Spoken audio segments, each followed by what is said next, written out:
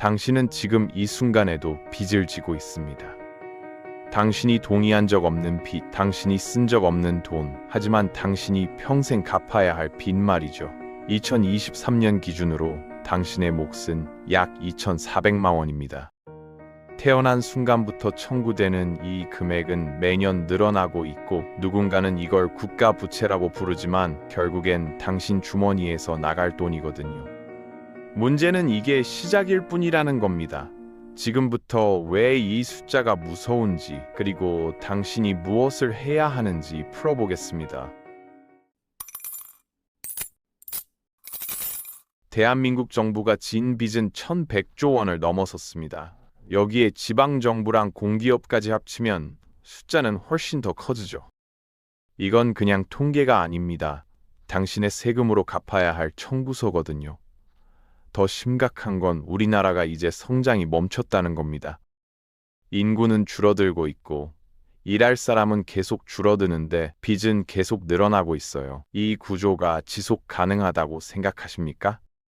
많은 사람들이 착각합니다. 나라는 절대 망하지 않는다고요? 하지만 역사를 보면 다릅니다. 그리스는 2010년에 사실상 파산했고 아르헨티나는 여러 번 디폴트를 선언했습니다. 베네수엘라는 한때 남미에서 가장 부유한 나라였지만 지금은 휴지 조각이 된 화폐를 들고 빵 한 조각을 사려 줄을 서는 나라가 됐죠. 이게 먼 나라 이야기처럼 들리십니까? 우리도 1997년에 IMF 구제 금융을 받았던 나라입니다. 당시를 기억하는 사람들은 알 겁니다. 대기업들이 연쇄 도산했고 실업자가 거리에 넘쳐났습니다. 아버지들이 출근하는 척 집을 나섰다가 공원 벤치에서 하루를 보내던 시절이었죠. 금 모으기 운동이 벌어졌고 사람들은 결혼 반지까지 내놨습니다. 그런데 지금 20대와 30대는 그 기억이 없어요. 그래서 위험합니다. 역사는 반복되는데 교훈은 사라지니까요. 그런데 더 무서운 건 따로 있습니다. 당신이 은행에 맡긴 돈은 실제로 그곳에 없다는 사실이죠. 은행은 당신 돈의 극히 일부만 금고에 보관하고 나머지는 전부 대출로 내보냅니다. 그 돈은 다시 다른 은행으로 가서 또 대출되고 이렇게 반복되면서 실제보다 몇 배나 많은 돈이 시스템 안에서 돌아가는 것처럼 보이게 만들죠. 이걸 신용창조라고 부르는데 쉽게 말하면 없는 돈을 있는 것처럼 만드는 마술입니다.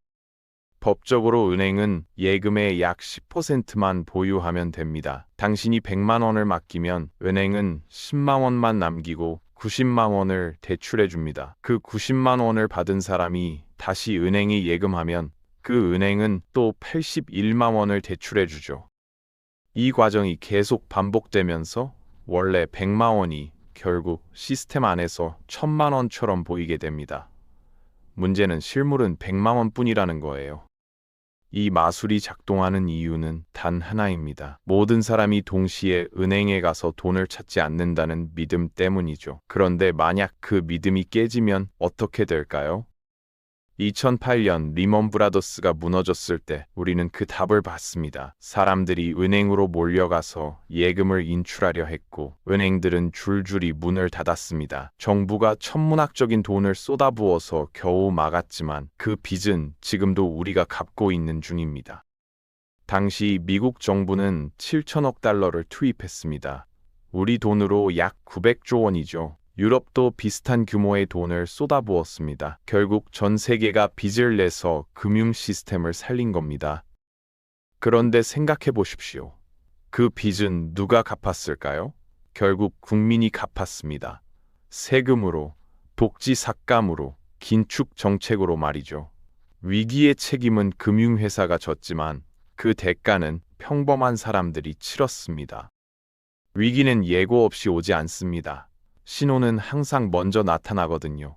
국채 금리가 치솟기 시작하고 환율이 미친 듯이 요동치고 부동산 거래가 얼어붙습니다. 이건 시장이 보내는 경고입니다. 투자자들이 이 나라의 미래를 더 이상 신뢰하지 않는다는 신호죠. 환율이 오른다는 건 당신이 들고 있는 원화의 가치가 떨어진다는 뜻입니다. 같은 돈으로 할 수 있는 게 줄어든다는 거예요. 국채 금리가 오르는 것도 마찬가지입니다. 정부가 돈을 빌릴 때 더 높은 이자를 줘야 한다는 뜻이거든요. 그 이자는 결국 세금으로 충당됩니다. 당신 주머니에서 나가는 겁니다. 부동산이 얼어붙으면 담보 가치가 떨어지고 은행은 대출을 회수하기 시작합니다. 빚으로 집을 산 사람들은 한순간에 절벽 끝에 서게 되죠. 이 모든 신호가 동시에 나타나면 그게 바로 위기의 시작입니다. 2008년 금융위기 직전에도 이런 신호들이 있었습니다. 서브프라임 모기지 부실이 수면 위로 떠올랐고 베어 스턴스가 무너졌습니다. 하지만 대부분의 사람들은 무시했어요.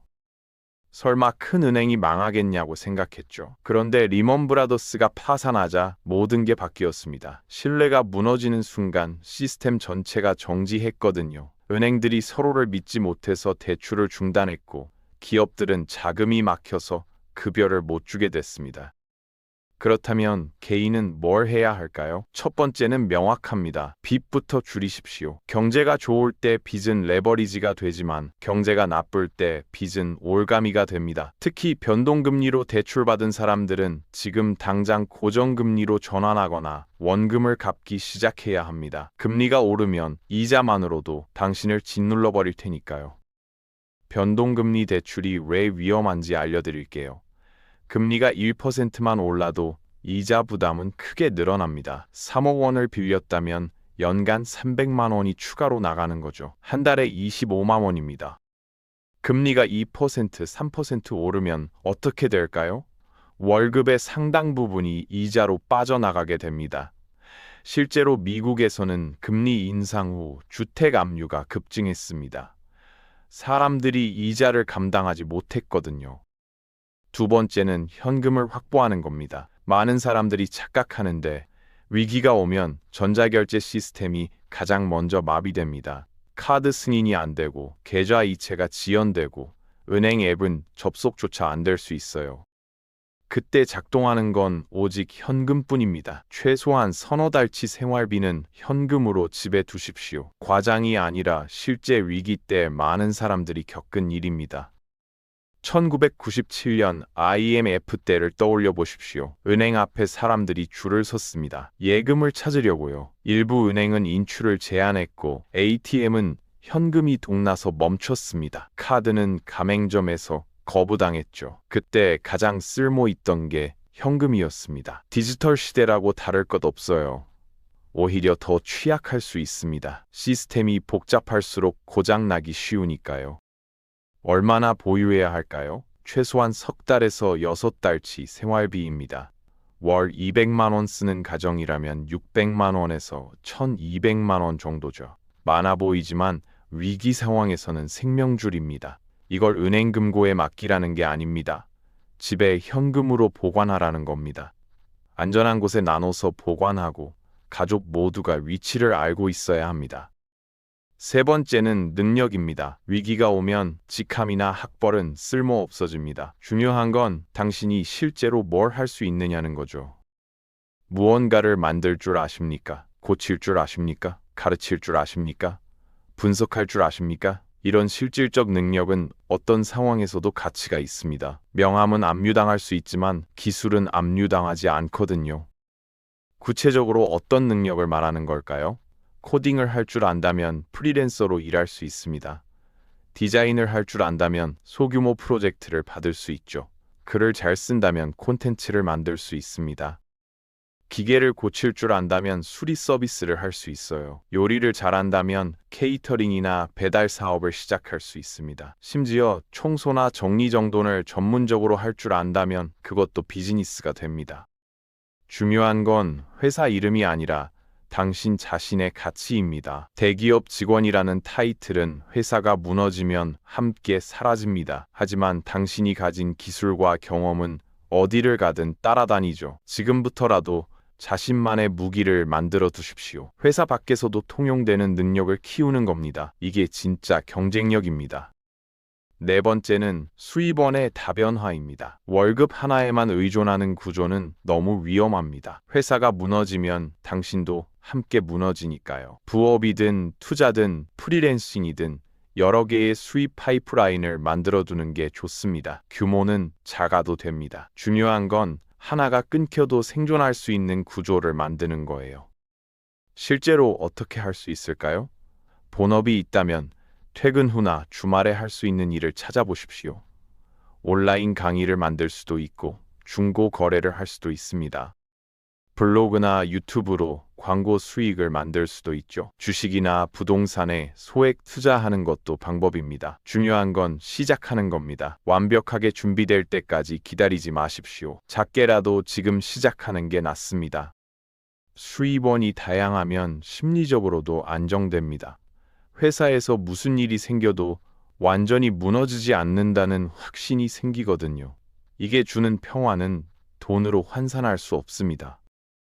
실제로 경제 위기 때 살아남은 사람들을 보면 대부분 여러 개의 수입원을 가지고 있었습니다. 한 곳이 막혀도 다른 곳이 있었던 거죠. 다섯 번째는 사람입니다. 위기 속에서 가장 무서운 건 고립이거든요. 혼자 있으면 공포가 커지고 잘못된 판단을 하게 됩니다. 신뢰할 수 있는 사람들과 네트워크를 유지하십시오. 정보를 나누고 서로 도울 수 있는 관계망은 돈보다 강력한 자산입니다. 역사를 보면 위기에서 살아남은 사람들은 대부분 혼자가 아니었습니다.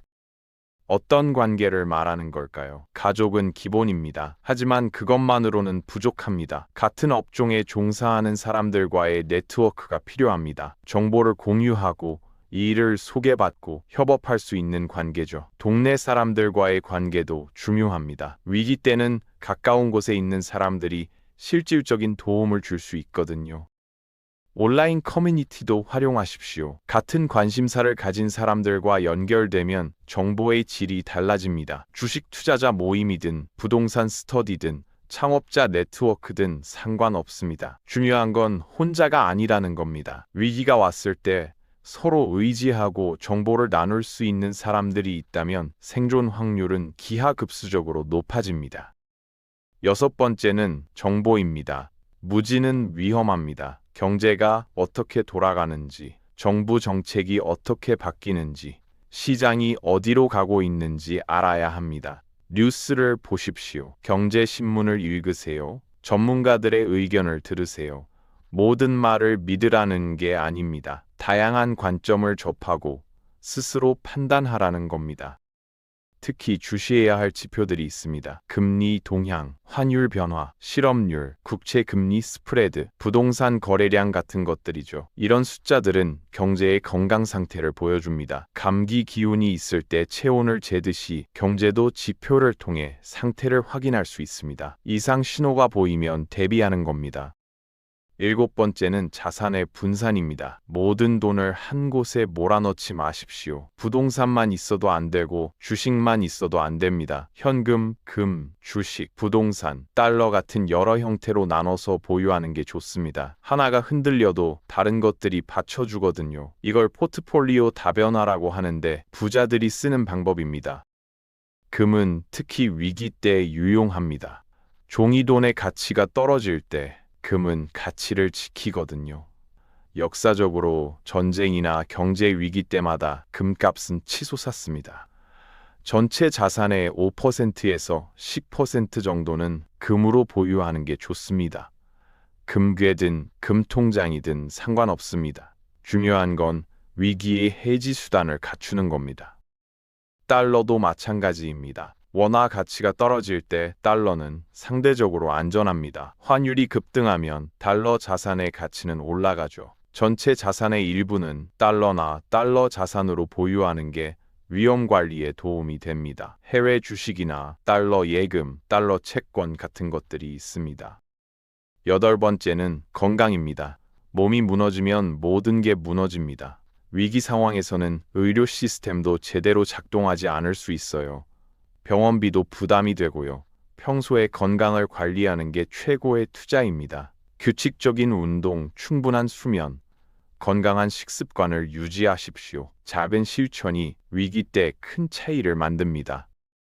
9번째는 멘탈입니다. 위기가 오면 공포가 밀려옵니다. 뉴스는 온통 나쁜 소식뿐이고 주변 사람들은 패닉에 빠집니다. 이럴 때 냉정함을 유지하는 게 가장 어렵지만 가장 중요합니다. 공포에 휩쓸려 잘못된 결정을 내리면 그게 더 큰 손실로 이어지거든요. 평소에 명상이나 심호흡 같은 스트레스 관리 기술을 익혀두세요. 어떤 사람들은 이런 이야기를 들으면 불안해합니다. 하지만 불안해할 필요 없습니다. 오히려 지금 알았다는 게 다행이죠. 태풍이 올 걸 알면 창문을 고정하고 비상식량을 준비하면 됩니다. 모르고 있다가 갑자기 당하는 것보다 훨씬 낫거든요. 준비된 사람에게 위기는 기회가 되지만 준비 안 된 사람에게 위기는 재앙이 됩니다. 실제로 역사를 보면 위기 때마다 불을 쌓은 사람들이 있습니다. 어떻게 그럴 수 있었을까요? 남들이 공포에 떨 때 그들은 냉정했고 남들이 팔 때 그들은 샀습니다. 준비되어 있었기 때문에 기회를 볼 수 있었던 겁니다. 당신도 그런 사람이 될 수 있습니다. 지금부터 준비하면요. 마지막으로 이것만은 꼭 기억하세요. 시스템은 무너질 수 있지만 당신은 무너지면 안 됩니다. 국가가 흔들려도 당신의 삶은 계속돼야 하고 경제가 망가져도 당신의 선택권은 유지돼야 합니다. 그러려면 지금 당장 움직여야 해요. 빚을 점검하고 현금을 모으고 기술을 키우고 관계를 돌보는 거예요. 이게 전부입니다. 역사는 우리에게 가르쳐 줍니다. 모든 제국은 언젠가 무너졌지만 모든 사람이 함께 무너진 건 아니었다고요. 로마 제국이 무너질 때도 살아남은 사람들이 있었고 소련이 붕괴할 때도 준비된 사람들은 새로운 기회를 잡았습니다. 2008년 금융위기 때도 마찬가지였죠. 준비한 사람들은 살아남았고 새로운 세상을 만들었습니다. 당신도 그런 사람이 되십시오. 폭풍이 지나간 뒤에도 여전히 서 있는 사람이 되는 겁니다. 그게 바로 이 이야기의 목적입니다. 두려워하라는 게 아니라 준비하라는 겁니다. 세상이 흔들릴 때 당신만큼은 단단하게 서 있을 수 있도록요. 지금 시작하십시오. 내일이 아니라 오늘, 이 순간부터 말입니다.